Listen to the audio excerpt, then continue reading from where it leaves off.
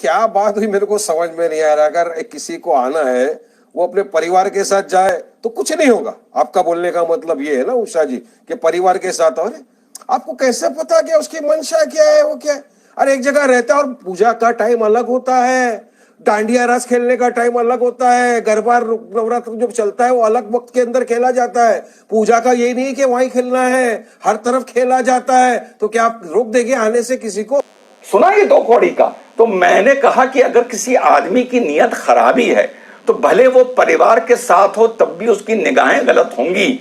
तो भाई अभी तक तो मैं ये सुनता था कि भैया भारत माता की जय बोलना हमारे ऊपर क्यों थोप रहे हो, क्यों थोप रहे हो। पहली बार देख रहा हूं कि हिंदुओं पर यह थोपा जा रहा है कि तुम्हारे डांडिया में हमें क्यों नहीं आने दे रहे। ये पहली बार देख रहा हूं। पहली चीज, भारत माता की जय बोलने में मुंह में छाले पड़ते हैं, योग करने से पेट खराब हो जाता है, लेकिन आज थोपा जा रहा है। अभी किसी ने कहा कि जिसकी नजर खराब है और नीयत खराब है तो इससे क्या फर्क पड़ता है, वो तो उसकी नजर तो खराब रहेगी। तो अदिति एक बात बताओ आप मुझे, इसी मापदंड के हिसाब से इसी बात को अगर हम सच मान लें तो फिर औरतों को बुर्का और हिजाब भी नहीं पहनाना चाहिए। जिस आदमी की नियत खराब है उसकी तो नियत ही खराब रहेगी ना। तो औरतों को बुर्का पहनाना बंद कर दो। पहली बार सुना, तो फिर हिजाब और बुर्का पहनाना भी तो बंद कर दो ना, कि जिसकी नियत खराब है उसकी तो खराब ही रहेगी।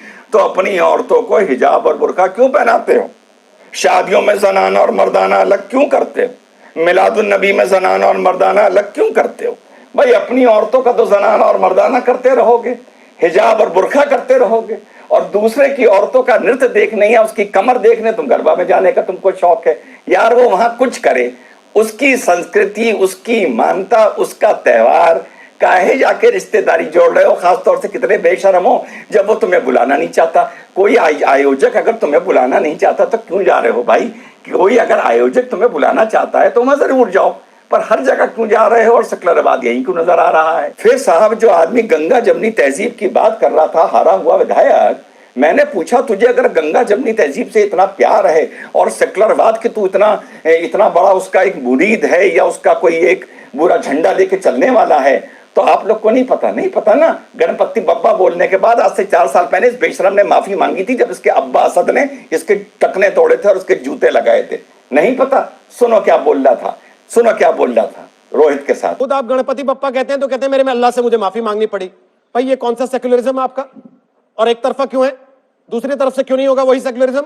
गंगा जमनी तहजीब का ठेका सारा एक ही तरफ का है, क्या आपका नहीं है? कुछ रिलीजन, देखिए रोहित जी, संविधान ने आपको, मुझे, सबको एक राइट दिया है, राइट टू प्रैक्टिस रिलीजन। और मुझे ऐसा लगा कि शायद मेरे हाथ से अगर कुछ गलती हुई और अल्लाह मुझे माफ कर दे तो मैंने अल्लाह से मतलब गणपति बप्पा बोलना गलती है? अब यहाँ मैं बात का जवाब देता हूँ गौरव भाटिया का। गणपति बप्पा बोलना गलती है? सुनिए, अभी आप खामोशी से सुन रहे थे गौरव भाटिया। मैं आपको भी सुनने को तैयार हूँ, मेरे सवाल का जवाब तो दीजिए। मुझे ऐसा लग रहा है कि मेरे इस्लाम के मेरे दीन के अगेंस्ट था, क्योंकि हमारा दीन समझाता है। तो फिर दूसरे को गंगा जमनी तहजीब की दुहाई मत दीजिएगा आज के बाद कभी भी। सुना, ये इनका कैरेक्टर है, ये इनका सेकुलरवाद है कि गणपति बप्पा मौर्य बोलने पर एक महाराष्ट्र का रिप्रेजेंटेटिव होते हुए, पब्लिक रिप्रेजेंटेटिव होते हुए माफी मांग रहा है और कैमरे पर आके, टीवी पर आके 4 साल बाद समझा रहा है कि आपस में त्योहार बनाना, एक दूसरे की मान्यताओं का सम्मान करना, यही तो भारत का सेकुलरवाद है। हम कमीने आदमी, हमें याद था, हमने पूछ लिया, देखो कैसे जवाब दे रहा है।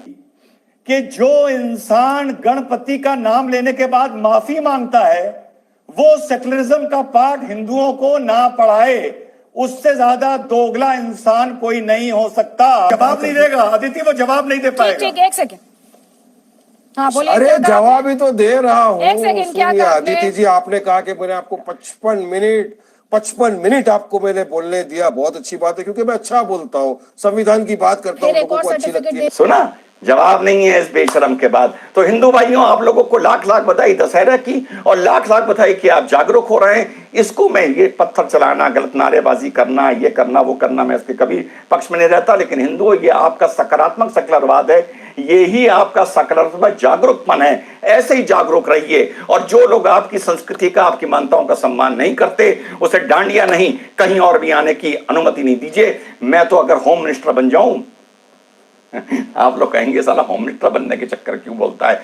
मैं तो अगर होम मिनिस्टर लग जाऊं तो मैं तो इतना पक्के वाला हूं कि एक वर्ग विशेष के लिए पूरे हिंदुस्तान में डांडिया जाना बंद करवा दूं, एक वर्ग विशेष के लिए पूरे हिंदुस्तान में पिक्चर जाना बंद करवा दूं, एक वर्ग विशेष के लिए पूरे हिंदुस्तान में जुए खाने और शराब खाने और क्लब और डिस्को जाना बंद करवा दूं, एक वर्ग विशेष के लिए, क्योंकि वो तो भैया हमेशा अपने मजहब का ढिंडोरा पीटते रहते हैं या मातब करते रहते हैं। पर ये सारी शर्तें, और हाँ, कोई चोरी करते दो लोग पकड़े जाएं और साबित हो जाए कि दो लोगों ने चोरी करी है, उसमें दोनों अलग अलग वर्ग के हों, तो एक को 1 साल की सजा होगी और एक का हाथ काट दिया जाएगा। लेकिन ये बात भैया मुझ पर लागू नहीं होती, क्योंकि मैं इन दोनों वर्ग का नहीं हूं, मैं मुनाफिक हूं। जय हिंद, वंदे मातरम। अगला वीडियो 6 को।